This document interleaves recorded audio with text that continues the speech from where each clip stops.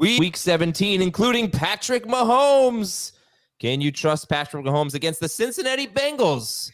A bit of a layup defensively, but Mahomes been missing some layups lately, people. Welcome to the show. It is Wednesday. Going to ask you some 2024 questions. We'll talk about the TJ Hockenson injury and what that means for next season. And, we'll get into the Jets and Browns. All right, and more. Good morning, Dave and Heath. Heath, I see you have a nice, tasty championship matchup against Jamie in one of your dynasty leagues, huh? I do. You are. I feel like I'm being set up for something, but it's an very interesting matchup. This is an almost full IDP league with, I think we have 8 defensive starters, 7 defensive starters, and almost more than that on offense. Jamie has RB1 and RB2 on the season, both McCaffrey and Kyren Williams. He has 2 of the top 10 wide receivers, Puka Nacua and Justin Jefferson. Just an incredible offense. And I think I have 3 of the top 5 defensive scorers on the season. It's defense versus offense. Yeah, look at that. In the Super Bowl. All right. You make like the Ravens and intercept him 4 times. By the way, how did your Mahomes leagues go? That is one of my Mahomes leagues. Okay. I have 5 teams that are still alive, and 3 of them have Patrick Mahomes. Okay. Oh. So, yeah. Let's that go, means Mahomes. you're winning in spite of Mahomes. That's the sign of a good team. I mean, even last week, what did he score? 18 fantasy points? Yeah, 18. it was just 18, but you start him with the hope of him getting. Well, it's changed now. It used to be you start him hoping you get 28 points, but now you'd be happy if you got like 23. Someone sent me a screenshot. Here it is. Never bench Baltimore DST and Mahomes. We in the finals, baby. And his league, Mahomes scored 34.8 points. Like, what kind of a league are you playing in where he scored that many points? No, I definitely had a league where he scored 21 or 22. Where like turnovers don't count or something. No, I was like, did you get points for the pick 6? But anyway, let's get to the show here, because the tough calls we're going to talk about: Mahomes, Travis Etienne, and DeAndre Swift in great matchups. Can you trust them? How about T. Higgins against the Chiefs? If Jamar Chase is out, I think it might be tougher if Jamar Chase is out than in.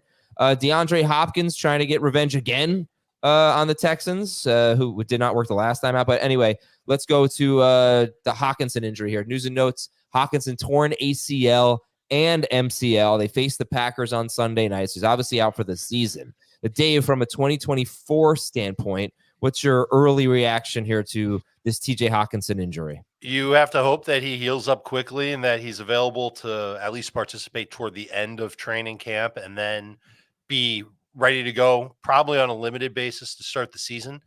It's different for a running back, receiver, tight end compared to a quarterback, because the tight end and all those other positions, they've got to move around a lot, and we'll just see how he does. But could end up being a decent value if you take the approach of, all right, Hawkinson's not, I'm going to draft Hockenson like he's a top 5 tight end, and then I'll draft another tight end later. I'll start the season with the other tight end and eventually get Hockenson probably at a value on draft day, put him into my lineup once he's ready to go. Second half of the 2024 season, he should be good. So I think this is almost exactly the same timing. Maybe 1 week difference is what Chris Tauer said yesterday from Chris Godwin's torn ACL. And Godwin made it back for week 1, but then obviously it was hot and cold and off and on. And Godwin, I think, was a year younger than Hockenson also when it has happened. But yeah, it's pretty problematic as far as I go. I don't think he's going to be ranked as a top 5 tight end for me next year. But he could perform like one on a per game basis. Hopefully in the second half he does. But like if you saw him in round 10, you'll make a beeline for him, right? Yeah. Yeah. All right. What if it's round 7? No. I might take the chance in round 7. Depends on who else is available. I haven't really thought that far ahead. Yeah. Just so everyone knows, I'll give you his 17-game pace in the first 6 games of the season with Kirk Cousins and Justin Jefferson. And they were, I believe, the most pass-happy team in football. They were. He was on pace for 102 catches, which is terrific, but only 861 yards and 6 touchdowns. in 6 games on 133 targets. All right, Jamie is here. He was having a microphone issue. I'm going to bring him on. We'll see if we have the same microphone issue. Fingers crossed. Here we go. Jamie. Hey, this sounds great. All right. No issues at all. All right. That's TJ Hawkinson. Speaking of the Vikings, though, they could start any of their 3 quarterbacks this week, according to the Star Tribune. And again, they face Green Bay on Sunday night. We don't have a ton of clarity at quarterback in Washington. Ron Rivera has not decided yet, according to the Washington Post, as they get San Francisco. In Jacksonville, not a great sign that they signed Matt Barkley off the Giants practice squad. Trevor Lawrence has the sprained right AC joint, so we'll see if he plays against Carolina. Mason Rudolph seems likely to start this week, not necessarily because he's beaten out Kenny Pickett, but Kenny Pickett's not healthy yet. They're at Seattle. And Zach Wilson will miss this week's game, according to NJ.com, and they play tomorrow at Cleveland. Meanwhile, how many times have I mentioned Jimmy Ward on this show recently? Houston's safety. He's on IR. So they claimed Kareem Jackson off waivers from Denver, but their pass defense has been considerably worse without Jimmy Ward. They get Tennessee this week. San Francisco needs some D-tackle help. They signed Sebastian Joseph Day, who was released by the Chargers. And a couple of Cowboys notes as they get ready for Detroit on Saturday. They've got one of the spotlight games this week, Saturday night. Tyron Smith missed practice, and Jonathan Hankins, defensive tackle, missed practice. Hey, did you guys vote yet? Yeah. Good. 17 times. Keep voting as much as you can. SportsPodcastAwards.com. We are a finalist for the best fantasy betting and gaming podcast category in the Sports Podcast Awards. To help us bring home some hardware, use the link. It's in the QR code on YouTube. It's in the YouTube chat. We're going to put it there. It's in the episode description. Or if you don't want to do that, just go to SportsPodcastAwards.com, click Vote Now, and select Best Fantasy Betting and Gaming Podcast and vote for Fantasy Football Today. The whole process should take about 30 seconds. Help us out. All right, Week 17, tough calls. Jamie, you are facing Heath's Patrick Mahomes in the YOLO Finals. He's up against Cincinnati. Are you happy that you're facing Patrick Mahomes in the finals? More so than ever before, but this should be a good game for him. Last week should have been a good game for him. Several times this year, there should have been a lot of good games for him. Look, he's always got the potential to have a 40-point game. I hope he does. I have him in another league, so I wouldn't be upset if that's the one guy for Heath's team that goes off, or one of them. But it's not a tough matchup. It's more about, and this has been the case all season long, the stuff going on with their team, as opposed to, I think, what teams are doing necessarily to them. Yeah. Jamie's got a little bit of a video pause there. So, situation. So anyway, he's still a number 1 quarterback, but he's not a top 5 guy. Seamless. Dave, where do you have Mahomes ranked? Top 10, but not top 5. Expecting a modest game against Cincinnati. Don't think he's just going to throw all over the place. I actually think Clyde Edwards-Helaire ends up taking a big bulk of the workload. He's their only running back at this point. And I think you can run on Cincinnati. I would imagine they'll try and just do what they can do to get a win, period. They don't need style points for now. They just need victories to try and solidify their status in the AFC playoff race. So, Heath, where do you have him ranked? And then would you start, say, Baker Mayfield over him against the Saints? No, he's going to be somewhere between 4 and 6 for me this week, and I'm just going to keep starting him. Okay, well, there we go. I think that's a little bit of controversy. I saw some yeses on the Baker Mayfield. Who's starting Baker Mayfield over Patrick Mahomes this week? Me. He's been better. And better matchup. Well, he's been better the last 2 weeks. 3. Okay. Yeah, 3. I would bet if you looked at the last 8 weeks, he's probably been better because Mahomes has had like 1 good game. That's just a guess. I don't know. Because Mayfield had some bad games too. 8 weeks, so that goes through week 9 through 16. Yeah. Go ahead, look it up. See who's better. You might be right. I don't have any idea, but I've got it right here. Baker's got 80 fantasy points in his last 3 games alone. He has been better for the last 8 weeks. Mahomes has 2 games over 20 fantasy points since week 9. He's been close to 20 in like 3 games, but over 20, that magical 20-point barrier, just 2 times. Okay, Baker, so 1, 2, 3, 4, 5 times, including 23 plus in each of his past 3. And the matchup is definitely better. I don't know if it's better. I think they both have good matchups. It's close to. I think they're both top 10. Stafford at the Giants or Mahomes? Stafford. Mahomes.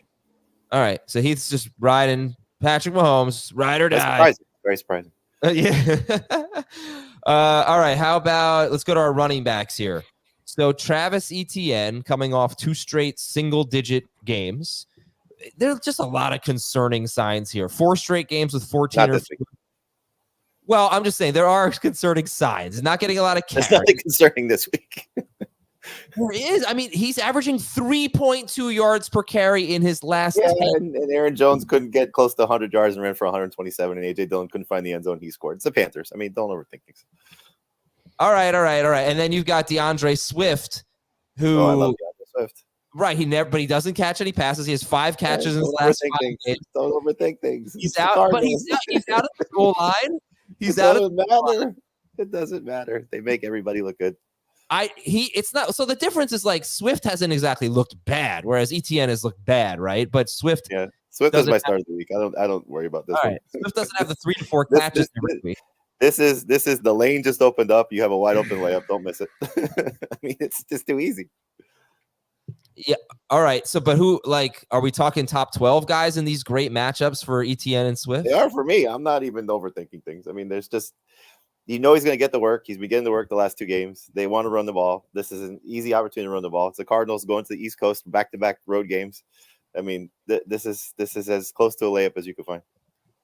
I might be the one overthinking things on Swift. I have him ranked pretty low, just because I'm worried about what happens if he doesn't score? What happens if he doesn't have a ton of work?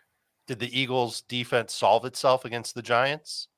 Does that mean it's going to be a run-heavy offense for Philadelphia?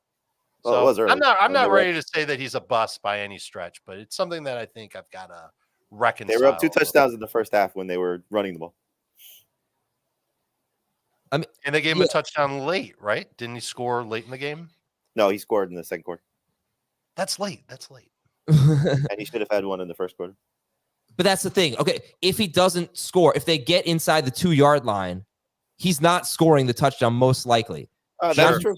Like I said, he has 5. It's not like I don't think he's going to run efficiently against the Cardinals. It's not that. He's a trap back, right? He scored in the fourth quarter against the Giants. Scored in the fourth quarter? Okay. From 5 yards out. So it really comes down to, like, he's going to get some carries inside the 10 when they get there. But it might only be like 2 carries the entire game. If he scores on one of them, that's great. But even without it last week, what do you give you? 9 non-PPR and PPR points? Yeah, that's not. He's a number 2 running back at minimum. If you think he could be more efficient on 20 carries this week. You can make the case that he's like well inside the top 20. All right, Heath, where do you stand on Etienne and Swift? I've got Etienne as borderline top 12. Mostly just agree with what Jamie said. I'm starting him and not thinking about it. Swift is a low-end number 2 for me. It's a great matchup. There's a great opportunity, but Jalen Hurts could have 4 or 5 touchdowns, and it wouldn't surprise me at all. And if DeAndre Swift doesn't score a touchdown, he's going to stink. So, Jamie, who do you like better, Swift or Etienne? Who do you all like better, Swift or Etienne? Etienne. Travis Etienne. It's okay. What about if Beathard plays? Would it change anything? I think we should expect it at this point. I almost think that Jacksonville, they're I never expect Trevor Lawrence to say. They just need a win. He's literally never missed a game because of injury. High school, college, the NFL. I saw a report that his status was in doubt. He's got a sprained AC shoulder. He was in a concussion protocol. He didn't miss the game. 2 days. Yeah, he had the high ankle sprain. He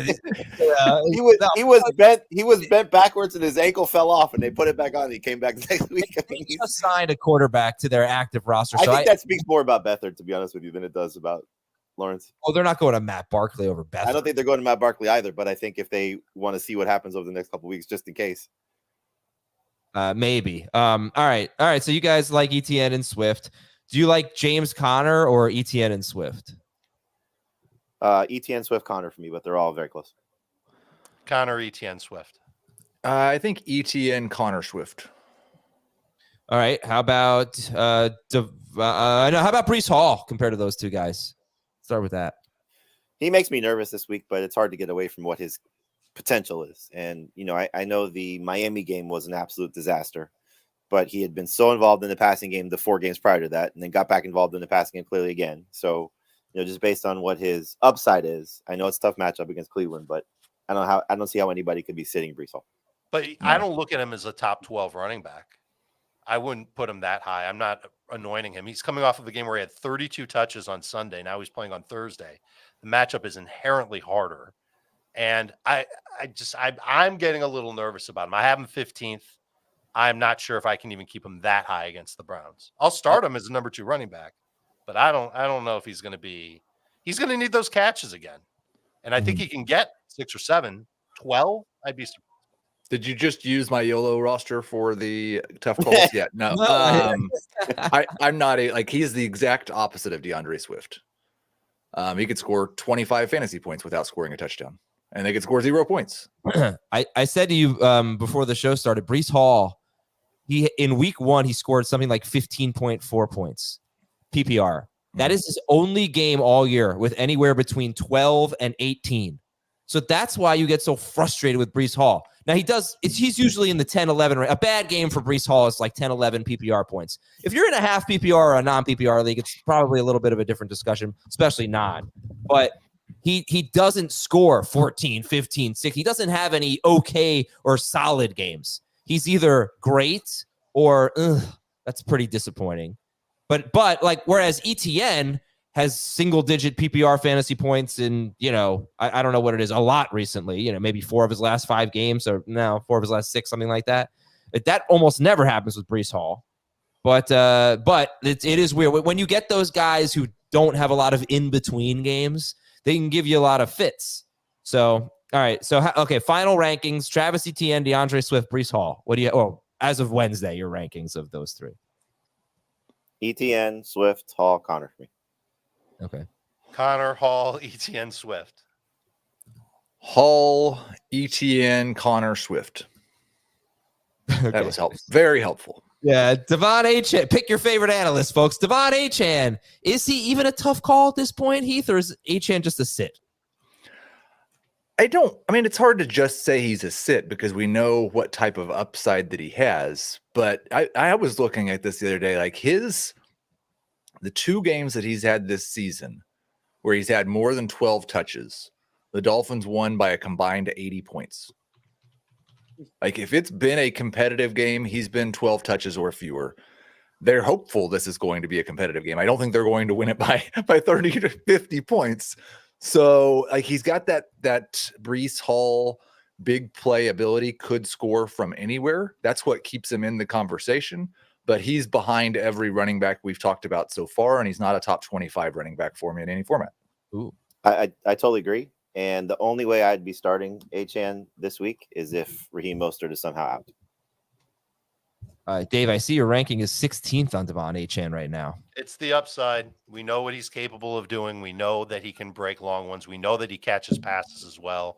We don't know how healthy Raheem Mostert is. If Mostert plays and he's not at 100%, Achane theoretically would get more work. I'm sorry, I don't remember. What was his injury when he missed? They haven't listed as a shin injury right now. No. Nobody has time to shin injury. He had a knee, right? When Achane missed that, yeah. Achane was in the injury, yes. So since he's come back, I don't know if this is coincidence. You can't expect him to break big runs, but you can cut his season in half. Before he missed that time, he had 39 carries. Since he missed that time, he's had 40 carries. In the last 40 carries, he does not have a run longer than 15 yards. And he's only done well in the blowout against the Commanders, right? Yeah, basically, yeah. And before that, the first 39 carries, he had 6 carries of longer than 15 yards, which is great. And he had 3 carries of 55 or more yards. So you can't, really, you shouldn't expect anyone to have a whole bunch of big runs on only 40 carries. But I do have to wonder if he's not as explosive as he was before the knee injury. You also have a bad offensive line that's fallen apart since then, too. True. Ravens do not have a great run defense. I say that almost every week. It's if they have a defensive weakness, it's their run defense. It's not bad, but yeah, okay. All right. Yeah, so but only the really like elite guys have done well against them. probably, yeah, right, yeah. Okay. Only 6 running backs have scored more than 13.5 fantasy points. They are Gibbs, Moss, Henry, Mixon, Kyron, and Christian McCaffrey. And you just look at Achane's game logs. I mean, it's 12 touches or less in 3 straight games. Like he needs probably Mostert to be out to do anything of significance. What do you think, Dave? Is anyone convincing you to move him down? He's going to be a top 24 running back. Yeah, but you have him 16th. He's going to be more like 24. He'll move down from there, but he's a top 24 running back. All right, let's take a break here, and we'll come back. We'll talk about Zay Flowers, that big game last week after less than 2 fantasy points the week before. T. Higgins, DeAndre Hopkins, and more. And Stefon Diggs, that guy. All right, we'll be right back on Fantasy Football Today. The Scudetto, where the soul of Italy meets the pinnacle of calcio. Catch Serie A on CBS Sports Network and streaming live on Paramount+. More tough calls for Week 17. Zay Flowers, I think, is one of them. And he's facing the Dolphins. You know why? I don't know if you guys agree with this. This is why I think he's a tough call. He's not like going to get shadowed by Jalen Ramsey, right? They use him in very different ways. He doesn't have, I don't think he has an 80-yard game all year, but I think there's no predictability. That's the thing. And there's one thing with Zay Flowers that I've noticed is that when Lamar Jackson throws 30 or more passes, Zay Flowers is good basically every time. However, there's no predictability on when he's going to throw 30 or more passes. It's not a score thing. It's not a matchup thing. So I don't even know how you would go about ranking Zay Flowers. Like, when are his good games? It's very hard to predict, I think, and there's no rhyme or reason to it. That's my take. That's the land of the wide receiver 3. Like we've got 24 of them, as Jamie says, and that's just he's just ranked amongst the wide receiver 3s who could give you a good game and could give you a 4. 4. So what do you think? Good game or a 4 for Zay Flowers? What's your gut telling you this week? Oh no, you don't try to predict the wide receiver 3. You just put them in the wide receiver 3 range. I think he'll be a fine game. I'll give him a 12 this week. Do you think the Ravens will be able to run the ball effectively against Miami? Nope. Then start Zay Flowers, because that's the trend that we went with earlier this year. I was reminded of that watching the game on Monday against San Francisco, where you saw Gus Edwards and Justice Hill. They had a couple of decent runs, but really nothing explosive. It was Lamar that was getting the big runs, of course. And I think that they use more of Zay Flowers when they can't run the football. It's an extension of their run game. Think of those screen passes, those short passes. And otherwise, he doesn't get a lot of targets. So I think the Dolphins I disagree on that. I disagree on that. He doesn't get a lot of Edwards and Hill struggle. And Zay Flowers has a chance to be top 24. He's played 4 games since Mark Andrews has gone down. In 3 of those, he has 8+ targets. He has 1 stinker.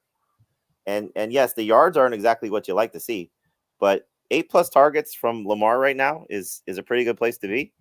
And he had the 1 bad game against Jacksonville, which we thought would be an easy one because of how bad their defense has played and certainly how bad they defended wide receivers. But I mean, in 3 of those games, he's been 20, 23.2, 20, and 22.2. I don't think there's a really tough call here.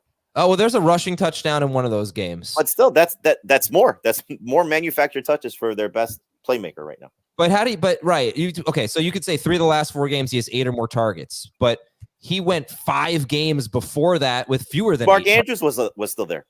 But Isaiah that coincides. Those are the exact 4 games since Andrews has been gone. I mean, well, that's a great point. I wonder if the target share probably is higher. All right, so you're basically saying that's a great point. All right, without Mark Andrews, he has 8 or more targets. One dud. Yeah. All right, Heath, you buying that? You good with the? Yeah, I mean, I think it's a good reason to make it a borderline number 2. I still think there's a chance he can have 8 targets and have he had 5 for 25 against the Chargers, but he scored a touchdown, and so everything was fine. Like it's really going to depend on how well the Dolphins tackle, because his targets don't necessarily turn into a lot of yards. He averaged 6 yards per target against the Rams. That's 60 yards on 10 targets. Man, but again, the process is how many opportunities you're going to get. And in 3 or 4 games without their best pass catcher, he's been the guy. So the opportunities are there. I don't understand what the tough call is. Well, you got him ranked 24th, so it's not like you don't have him ranked like a must. Oh, he's not wide receiver. I mean, I extend it more than what you said. To me, it's like from wide receiver 15 to wide receiver 35. They're all in the same sort of boat of potential. Canoe. You know, so that to me is the number 2 receiver range. Okay. 1 touchdown in his first 11 games and 3 in his last 4 games. But again, okay. Big piece. What's missing. that? Big piece missing. I understand that, but I wonder, like, is Isaiah likely drawing a similar amount of targets as Mark Andrews in these last 4 games? No, it's less. Yeah. He's coming off of a 4-target game against the Niners. Yeah, but what do you have before? All right, whatever. And remember, some of those targets that Zay Flowers is getting aren't the type of targets that Isaiah Likely or Mark Andrews would get. These little screen passes where it's like, smoke screen. He throws it right to Flowers off the snap. Flowers is waiting for it. He's got blockers in front of him. They want to try and take advantage of his yak. You said this for years, how rookies at the end of the season make that push. And here we are. Yeah, I don't think the targets are that different, by the way, between Likely and Andrews. I mean, they're a little different, but Andrews had 6 or fewer targets in 7 of 10 games. He wasn't exactly a target hawk because they don't throw that much. All right, we got T. Higgins and DeAndre Hopkins. Do you like them better or worse than Zay Flowers? T. Higgins at Kansas City. Why is he a tough call? Well, if he's going to be the number 1 receiver, if Chase is out, does he get L'Jarius Sneed? Because I don't like him if he does. Right. And he's a tough call anyway. And then there's Hopkins. I don't know how you guys feel. I'd like to see Levis come back. But Higgins, Hopkins compared to Zay Flowers. Jamie, how do you see that? I think you just go Higgins over Flowers. There's more upside, based on what we've seen the last 2 games. And it's not hard to buy into the downside of L'Jarius Sneed. So we certainly saw that. I don't know how much of that was a byproduct of Devontae Adams struggling against Sneed or just them not throwing because they only completed a pass in the first quarter. So that, they just stopped attempting to throw. So yeah, I think Higgins is in that, number 2 canoe. But in terms of Hopkins, I mean, my gosh, how many bad games have we seen from him? And so, yes, the Texans, prior to their game against the Titans 2 weeks ago, had been absolutely beautiful for number 1 wide receivers. And then it came back again last week. So I'd rather start Flowers over Hopkins. I'd start Higgins over Hopkins. But Hopkins, I think, is still a number 3 receiver. Okay. Yeah. So this may be his last trip to Houston. Anyone confident here? I'm sure he'll go back for like autograph sessions and stuff like that. True. Maybe some parties. I agree with Jamie 100%. The nice thing about Higgins is he's their number 1 receiver. I don't think they'll back down targeting him just because Sneed is there.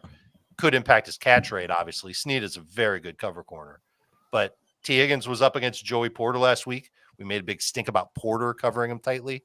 And T. Higgins was still able to break away for a big gain and touchdown and all that. So I like him as a low-end number 2 wide receiver. Higgins, Flowers, Hopkins. I may put Hopkins ahead of Flowers if it's Will Levis, because chance for more explosive plays with Levis compared to Tannehill. Yeah, I think it wouldn't surprise me at all if T. Higgins has the game that he had last week without the 80-yard touchdown. Like he had 4 for 60 on 7 targets. I think he's right in that same number 3 range with Zay and with Hopkins. I think I've got it right now, Higgins, Flowers, Hopkins, but they are all very, very close, all within a point of each other in the projections. Yeah, right. So that 80-yard touchdown was not, I think it was just in zone coverage, and Porter was not like on him for that play. Whereas Sneed could really be on him for any play that he's not in the slot. And he has been the receiver eraser. So do you think, so I'm sorry if you answered this. If Chase is out, do you think he's going to get shadowed by Sneed? Yes. Yeah. On out when he lines up outside. He doesn't go to the slot very often, does he? Right. No. I'd have to double check it, but I'm looking at it right now. I was already ahead of about 20%. When you say he doesn't go to the slot, do you mean Higgins, Sneed, or both? Higgins. Well, both, but Higgins Higgins might mostly be in the slot like a quarter of the time. I think I remember seeing that going into last week's game. And I'd be curious to know if he would line up in the slot on his touchdown, because maybe that's how if he was away from Joey Porter, maybe that's how he got away from Joey Porter. Let's see. Yes. No. Maybe. No. Anyway. All right. So we didn't answer the question. No, I just I don't want I got it. I don't want I don't want my receiver to be lined up against L'Jarius Sneed. I think that is a terrible thing. It's been really bad for great receivers. That my last tough call is Stefon Diggs. So we got a snap count thing going on here because last week he played 60% of the snaps. And he got hurt on his first target, but Sean McDermott said didn't think that was the reason for it. Dave's, I don't know why you're laughing. I just watched the all 22 of Higgins touchdown. He lined up wide across from Joey Porter. Porter was playing zone. He absolutely did not cover T. Higgins whatsoever. He was covering the flat player, and Higgins did a slant over the middle of the Steelers defense and took off. Right. It was very amusing. So Stefon Diggs, anyway, he's played 60% of the snaps last week. McDermott said it wasn't the injury. He played 46% of the snaps the week before against Dallas. But you could say, oh, it was a blowout. It was, but in the first 3 quarters of that game, he played 26 snaps and Gabe Davis played 46 snaps. Because Gabe Davis blocks. Sure, but they ran the ball like 75 times. All right, but you wouldn't expect he's still out there. It's not like they were playing one receiver sets. The week before that, he played 78% of the snaps or 79%. This is a guy who usually plays 95% of the snaps, you know? So that's happening. And he's just been bad. I mean, what is it? It's 8.8 or fewer points in 5 of his last 6 games. Yep. He gets the Patriots. Jamie, what's your confidence level? Is Stefon Diggs a tough call for you, Jamie? Yeah, absolutely. I mean, it's a lack of production. It's a lack of pass attempts like we've seen from the Bills because of their run offense doing much better. Last week, they struggled to really run the ball to the same level. They tried, and it's not like Diggs had a huge game. And so, look, are you sitting Stefon Diggs? He's 96% started. So for the 4% that are still in their championship that have him, they may be sitting him. So he's still a number 2 wide receiver. But, I mean, how many times have you been burned by him in the last 6 weeks? 5 times. You know, so at what point is it just, okay, we can't keep saying he's a top 10 guy, saying he's a top 15 guy, saying he's a top 20 guy. Like, it's just a matter of at some point he'll break through. I hope that's the case this week for people that are starting him, but he's probably cost you a chance to compete for your fantasy championship. 24 targets in his last 3 games. None of them came in the red zone. 1 went into the end zone. 5 of his last 6 under 50 yards receiving. 54%. Yeah. There's only one good stat right now. It's that he's had a massive target share the last 3 games. They just haven't thrown the ball much. I think 36 attempts in the last 2 games. Who's having the party at their house, by the way? Is that Heath? That's not me. It is not. No. Not you? No. Okay. It's JB on the golf course over there. Anyway, Heath, Diggs a tough call.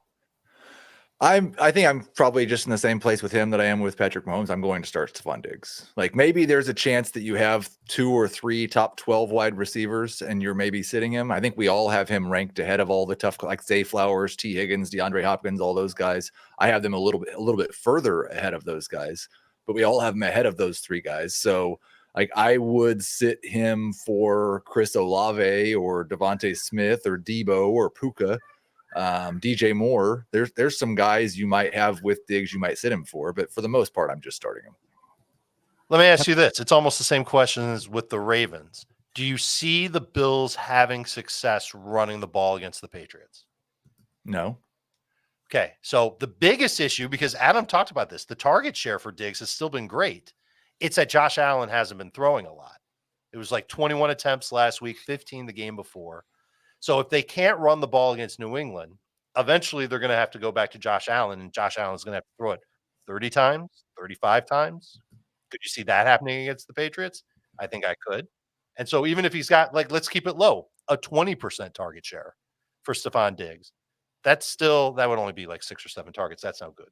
He's been over 30% each of the last 3 weeks. Now we're talking about 9 or 10 targets. I know the catch rate hasn't been great, but I think that there's still going to be chances for him, but not to the same upside that we saw earlier or what we wanted to do with him when the season started. So I think ranking him as a number 2 wide receiver is perfectly acceptable, especially in PPR. Would you start James Cook or Stefon Diggs? I'm starting Cook over Diggs. Cook, but that's not an easy one either. You almost have to count on the Bills throwing to Cook this week. Yeah. What about Etienne and Swift or Stefon Diggs? I think Easy it's those running backs for me. Especially in non-PPR. Well, I'm Because not. there's Who so plays? much Nobody plays downside in with Diggs. non-PPR. I'm not playing a non-PPR. I'm sorry. People do. people are, People do. But if catches count, I'm sorry. I was trying to make a joke there. I do care about the non-PPR audience. Down your nose at I have Stanford. a non-PPR championship game this week. Yeah. Or that aren't. But yeah. So anyway, Dave, in full PPR, are you starting Diggs or Etienne and Swift? I believe I have Diggs ahead of both Etienne and Swift. Heath, want to break the tie? Diggs over both. All right. Well, I was going to take another break, but I think why don't we just get right into what everyone's been waiting for? Thursday Night Football, Dave Richard. The Jets are at the Browns. The Jets ran 85 plays last week, and you got 16 targets for Breece Hall, 15 for Garrett Wilson.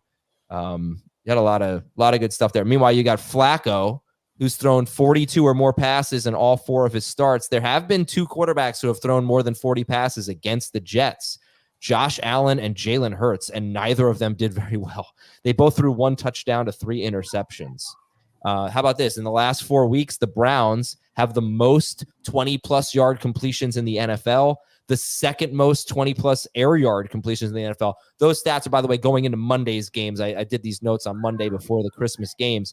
But the Browns are getting these big chunk plays, connecting on deep balls. Guess what? You don't do that against the Jets. So I know this is not a great game aesthetically, but I do think it's a pretty interesting fantasy game.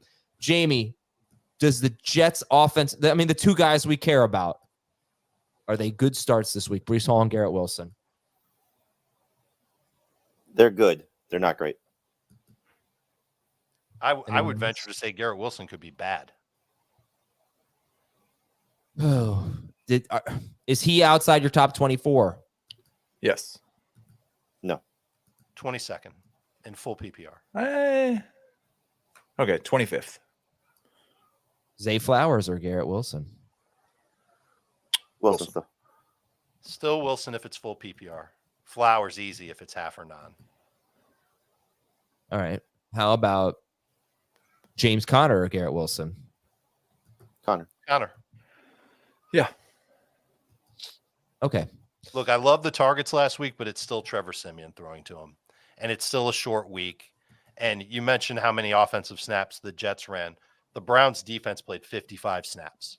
That's low. So they'll be a little fresher than they would normally be on a short week. And that offensive line for the Jets is still just such a problem. And I think the Browns can take advantage. It's terrifying that Trevor Siemian threw 49 passes against the Washington Commanders for 217 yards. I think Garrett Wilson had like a 4-yard ADOT last week or something. Just everything short. All right. So would you start Breece Hall or Amari Cooper? And let me tell you this about Amari Cooper. He has had 4 200-yard games in his career. He followed the other 3 up with 48, 32, and 3 yards. The 3-yard game he left very early with an injury. So 48 and 32 yards after the first 2 200-yard games. The Jets allowed the fewest fantasy points to wide receivers. Dave, Breece Hall or Amari Cooper?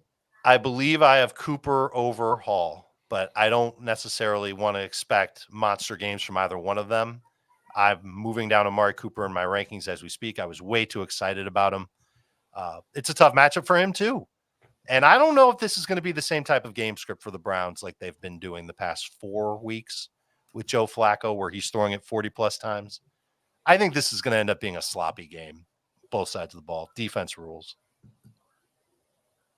Okay. Anyone else? Jamie, Heath, Cooper, or Breece Hall? I've got Hall over Cooper. I would start Cooper over Hall, but I also have Cooper ranked too high. Where do you have him now? Oh, top 10, but it's a little bit too aggressive. It just, you think about, you said this many times, the great wide receivers have done well against the Jets, and we saw it with Jalen Waddle 2 games ago. So it's not like you should fear him because of this defense, but I don't think you should say, oh my God, he's going to win me my week again. Yeah, that's the thing. I mean, he's not going to be shadowed. I go do this every week, right? They have one receiver here, one receiver to take out of the game. Not Njoku, but one wide receiver. They, of course, should shadow him with Sauce Gardner. They won't. They never do. So here are the good receivers that have struggled against the Jets. Devontae Smith had 5 catches for 44 yards on 11 targets. He had 2 bad drops in that game, you might remember. Keenan Allen. What did A.J. Brown do in that game? Oh, A.J. Brown had 7 catches for 131 yards on 9 targets. Okay. Keenan Allen was fine. He had 8 for 77. Stefon Diggs was legitimately bad. 4 catches for 27 yards. That was not the first game. The first game, he had 102 yards and a touchdown. So 1 great game and 1 bad game for Diggs. Drake London had 1 catch for 8 yards on the road. Whatever. He's not even that great. I don't know. Most of the good wide receivers do just fine. I don't run away from this matchup. I don't know about you guys. It's funny because they are the number 1 team against wide receivers, but a lot of it's been competition, and the ones that are good do well. And Cooper is, I think, 77 or more yards in all but 2 games that have not been started by Dorian Thompson-Robinson. Which means he's a good wide receiver. This is the second best quarterback he's ever played with, right? No. Who's first, Dak? Derek 1. Carr, I think. Flacco 2. I think Carr 3. probably better. Flacco's playing, I guess, pretty well. I don't know. I mean, career-wise, Carr's not close to Flacco. No, but this is Joe Flacco in his, the twilight of his career. Actually after Joe Flacco. He leads the NFL in passing yards since he started. I'm sure he leads in pass attempts. He's got like 170 something pass attempts. I'm rooting for the Browns to win the Super Bowl and have to make this call next season about who's the quarterback. All right, so if Jamie, if you think you're too high on him, where's everyone going to settle on Amari Cooper this week? It's hard to get him out of the top 10, but he'll probably be somewhere in the top 12. I don't know if I can sit him for Steph Diggs. Oh, no chance. Yeah, so that's where I'd go. Like if Diggs is a number 2 receiver, then Amari Cooper is going to be at least 1 step ahead of him there. He's top 15. I think the other thing is there a red zone target for Elijah Moore coming? Well, you saw what Robert Saleh said, right? Bet there's a red zone target for Elijah Moore coming. What did he say? He was asked about Elijah Moore, and he said, "We'll have that conversation later. Let's conversation for a later date. It's the ultimate revenge game coming." All right, we got to talk about Jerome. He's my MVP tomorrow night. Let me see if I have any Breece Hall. If you have any Breece Hall questions there, I mean, we spent a lot of time talking about him earlier, but would you go Breece Hall or like in a full PPR league, Breece Hall, who 5-6 catches, maybe more, or Raheem Mostert, probably getting 1 catch. Hall. Mostert right now. Same, Mostert. Okay, Breece Hall or is there a good one here? Breece Hall. Everyone's starting both these guys. Rashee Rice. Rashee Rice or Breece Hall? Rice. Rice. I've got Hall. All right. David Njoku, is he top 5? Top 2. He's top 1. Wow. I think he's Top number 3 for me, but yeah. All right, he's top 3. Start David Njoku. Double-digit PPR fantasy points for Njoku in 9 of his last 10 games. That's pretty damn good. With some 20 burgers with Flacco. Any interest in Jerome Ford this week? He's a good flex. You can run on the Jets. We've seen that. Mm-hmm. I mean, they just gave up 3 touchdowns to the Commanders. So, but he's a between the 20s running back. Yeah. So is Antonio Gibson. You're looking at Kareem Hunt's banged up. I don't know how much that'll matter when we get to tomorrow. We'll find out what the final injury report says. But I mean, look, he should get back to his 11 point something PPR points. So we've got the Browns scoring quite a few points in this game. I mean, they're a touchdown favorite at home. Jets. It's like we saw the Jets do something well last week, and so it might change the opinion of some people. But they're still the week before they couldn't score against the Dolphins at all. Breece Hall was terrible. Garrett Wilson was terrible. It's still Trevor Siemian. This is the best defense and statistically. They're not playing the Commanders, right? Yeah, they're doing a full 180 as far as matchups go. Right. It's like if Breece Hall took you here, you say thank you, and whatever you get this week is hopefully a bonus. He's not going to have the same type of game by any stretch. Oh man, do you think he even has like a third of the points? Yeah, that would be the hope. All right. Do you think Breece Hall will be under 12? over 18, or the second game all year in the middle in PPR? Second game of the year in the middle. Yeah. Feels like It's this is like the catches. 11 and a Over half. 18. Oh, Heath. All right. Which DST do you like better? LOL. That's the Browns. How much do you like the Jets? Start 'em. Yes. Yeah, I think you start them. Flacco's still throwing a ton of interceptions. Yeah. And they can still get after the quarterback. And they know him. They They know his tendencies. Just to give Joe Flacco a little bit of love here, one of the interceptions he threw last week, he threw 2, was the last play of the half, and they didn't have a kicker. So he just had to heave the ball into the end zone, and it was intercepted. And they should have I think they'll have a kicker this week. And that is it. Bradley Patterson. Yeah, that is it for Thursday Night Football. The Jets and the Let's take a break. I got some 2024 some 2024 questions. 2024 questions when we come back on FFT. Well, you need your sports news anywhere? We've got breaking news to bring you. Then get your sports anytime you want them. Big trade news overnight to discuss. Because we know you need sports all the time. A lot of movement in the rankings this week. A legend adds to their legacy. We're bringing you that breaking news right here on HQ. CBS Sports HQ, anywhere, anytime, all the time. I'm just curious about something. How much? I want Dave and Jamie to guess. What percentage of the Kansas Bowl game did Heath watch last night? I will also 0. guess. I will say 5%. JB says 0. Dave? I'll say 6%. We'll do this Price is Right style. Well, then you should have said 4, I think. But You said 5. you should have said 1, closest without going over. No, you're really, really terrible at this game, Adam. Like Dave's 6% is by far the best answer. Oh, yeah. My bad. 6%. Jamie's right. Oh, Jamie's right. 0%. I was in bed at 8:30 last night. Oh, Heath, 8:30. Yeah. You got family in town and a Kansas game on. Come on now. It's a good win. It was Jason Bean. Big day. 6 touchdowns. Sure. Okay, 2024 questions. Is Jahmyr Gibbs a first-round pick? Yes. I think he will be. Yep. That's just a little unusual with a shared backfield, I guess. But The Lions backfield is a little unusual. yeah. All right, fine. Is okay, next question. Anthony Richardson or Justin Herbert next year? Oh, that's a good one. I Herbert. think I'll go Herbert, but I don't think it's crazy to think about Anthony Richardson as like one of the top tier, second tier QBs next year. Herbert will finally have a good coach. I think hope so. we've got a lot of questions to answer about the Chargers before we know the answer to this question, but I'd lean Richardson. What does the head coach matter if we were so excited about Kellen Moore? Because Moore wasn't what we expected. I kind of disagree. I thought that Herbert got off to a really good start this year. He did. For a while, he was like QB3. Yeah, for a while. I think it was QB1.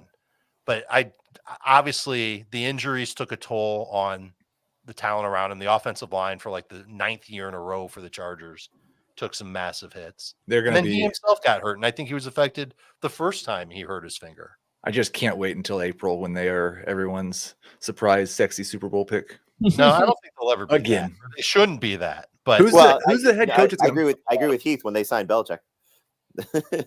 Yeah, is Belichick going to make things better for Justin Herbert? No, he wouldn't. Well, I mean, Belichick's had some pretty good quarterbacks in his career. One.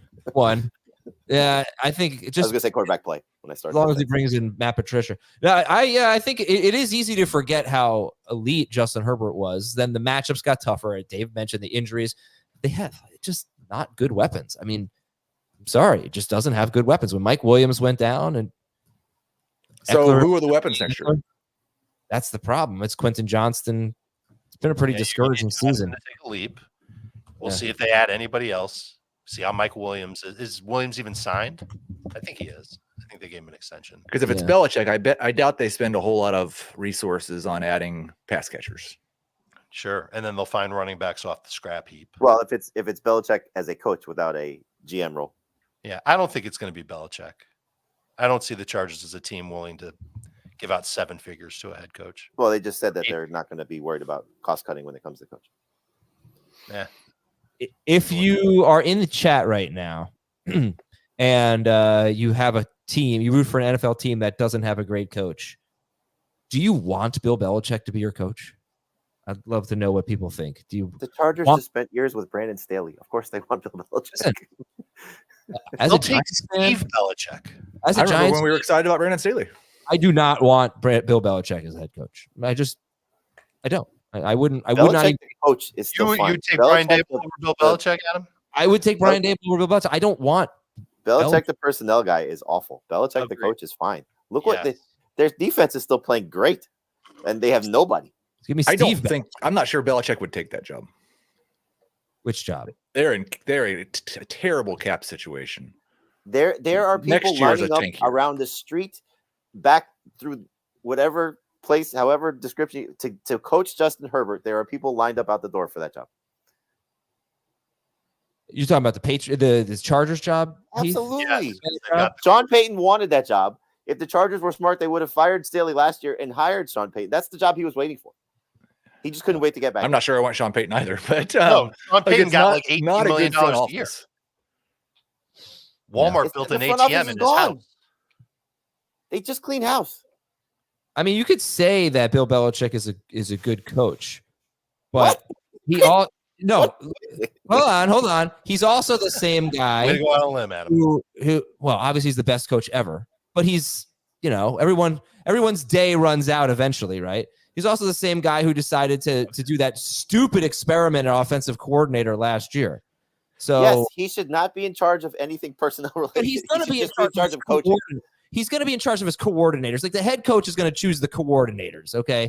I know he shouldn't be the GM. He shouldn't be making draft picks and all that, but his coordinators he's going to decide on. Has he made a good offensive coordinator decision? No, he's made poor. Well, Josh McDaniels was pretty good. McDaniels is pretty good for him, and he might reunite with him wherever Was he goes. he, or was he good with Tom Brady? I mean, like let's look at McDaniel's career really, but I mean, fine. But Right, McDaniels Well, without fine. Belichick is terrible. McDaniels with Belichick and Brady. And a Well, little in bit of fairness, Garoppolo Belichick without capital, Brady not is bad. terrible. 100%. I think Belichick did a pretty good job in the first But as a couple defensive coach and as a coach, he's been great. Okay, and does anyone here think Belichick would accept a job where he's the head coach and he doesn't get control of the personnel? No. I don't think he does. I think he would. It's going to take a team willing to give him that control. I think in he order would for for him the to- right money, and he gets to pick the GM he's working with. Right, but then he's still making the call. There's just somebody doing it for him. Okay. Last question here. If Marvin Harrison goes to the Arizona Cardinals, Marvin Harrison Jr., Round 3.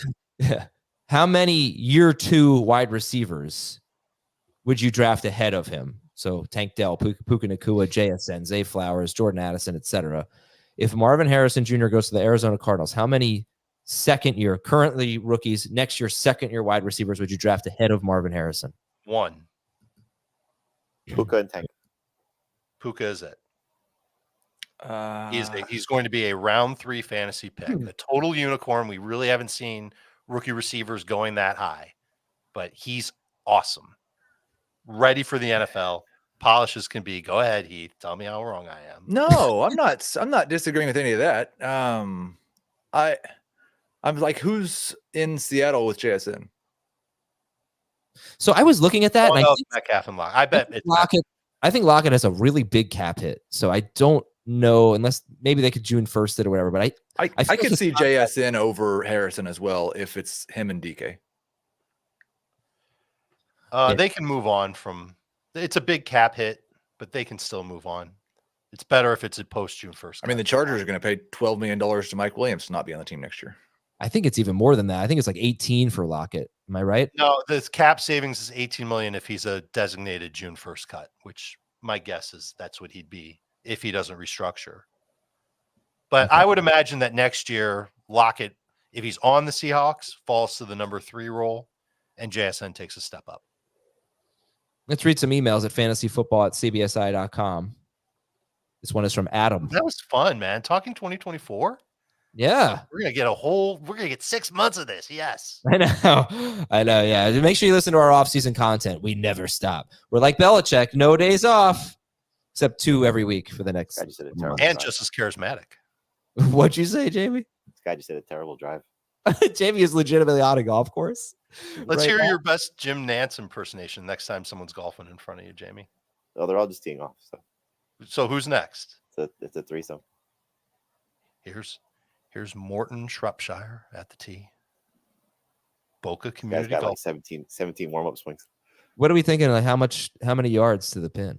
The first one was like a 50-yard drive. Oh, this guy's a little bit better. This is about a 80-yard drive. It's a par 3. 80-yard drive. All right. I could do that. 80 yards? That's I legitimately can do that. Is it Okay. like an 80-year-old? What's going on? It's a par 3. I'm All not hitting right. it very hard. No, we're not getting the driver out here. No. All right, we got Adam's question. 3 wide receivers, PPR. Who does he sit? He says he keeps getting it wrong. So yeah, I could see that. Puka, Tyreek Hill, Amon-Ra St. Brown, or Cooper Kupp. It's one of the Rams. Yeah, I agree. I've also made the wrong decision with sitting one of the Rams guys. I'm sitting Kupp. I am sitting Kupp. And Adam, I will be cheering for your Giants more than you ever have this weekend. Jamie has Stafford, Kyron Williams, and Puka Nacua. So let's go Wink. Put together something special. What can we get a history of Stafford versus Wink's defenses? I can pull that up. I've got Kupp over Nacua. Giants defense at home is pretty good. Yeah. I'm ready for it. Can we get some Yeah, wind, some cold? I'm a little worried. The only thing that gives me a little bit of encouragement is the last time Stafford went to the East Coast, he had a pretty good game against a much better defense. Baltimore. At Baltimore, 29 fantasy points. All right, this is from What's the Rams, please? Leave those guys in space against those corners. Yeah, I know. We'll have to see if Deontay Banks gets back for the Giants. It's a pretty big deal. Jackie, Susan, Uncle Leo, and Putty. Dave, why don't you just tell me the name of the movie you'd like to see? Last Mad week about you. of a 2-week championship. I'm up 1 point. It's non-PPR. Pick 2 out of 3.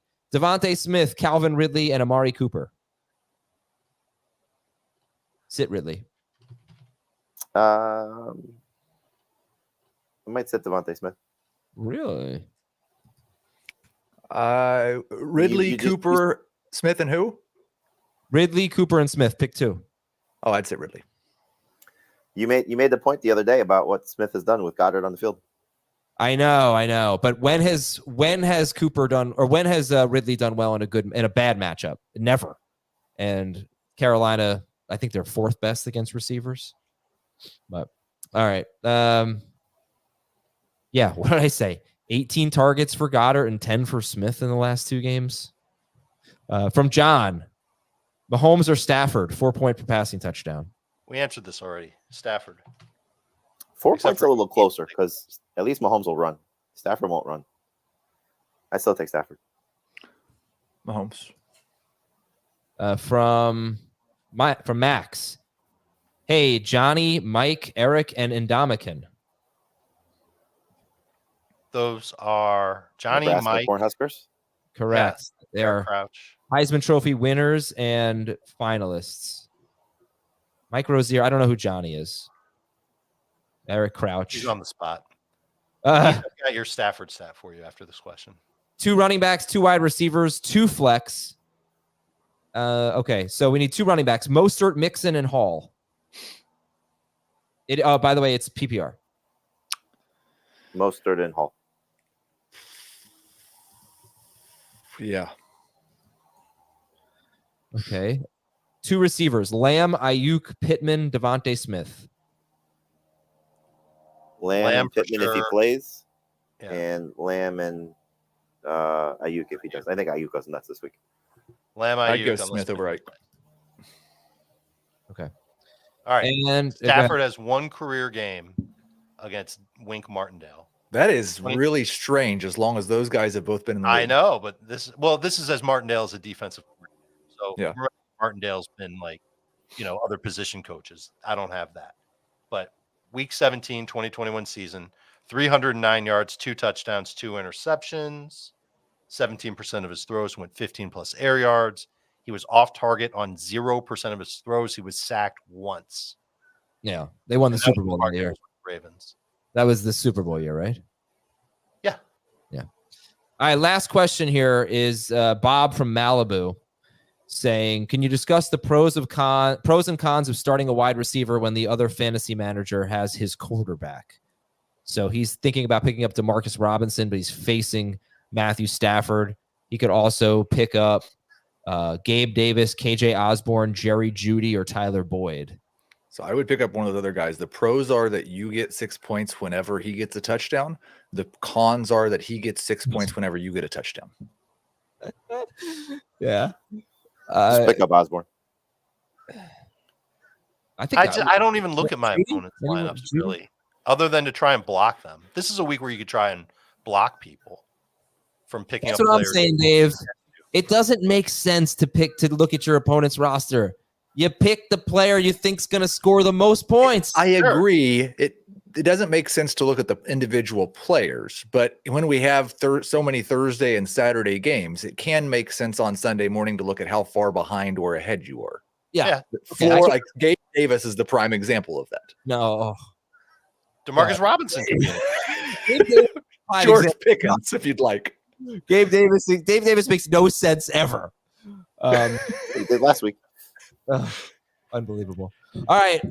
Well, you get some different. Yeah, people have different philosophies on that. I feel like, you're if you like Robinson the best, I'm not saying you should, but if you like Robinson the best in that group, you're punishing yourself by picking someone that you think is worse just because your opponent has Stafford. Yes, But you if take the player who you think is the best. That's the 100% way to play it. Yeah, but it is close. So All right, I got Jamie's to run. Hey, guys. all right. Hit him straight, Jamie. Jamie's got to go work on his putts. It's a Spaceballs joke. And we'll be out of here. We're out of here. We'll be back tomorrow with starter sit for the AFC home games. Mazer approaching 16. See you later.